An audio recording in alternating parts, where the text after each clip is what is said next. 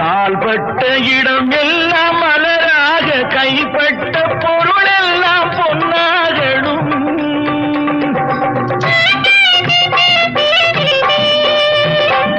உன் கண்பட்டு வழிகின்ற நீரெல்லாம் ஆனந்த கண்ணீரே என்றாகணும்.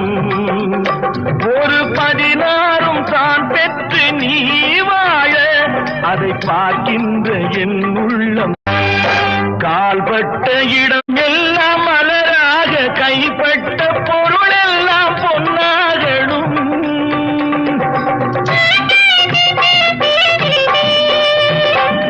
உன் கண்பட்டு வழிகின்ற நீரெல்லாம் ஆனந்த கண்ணீரே என்றாகணும்.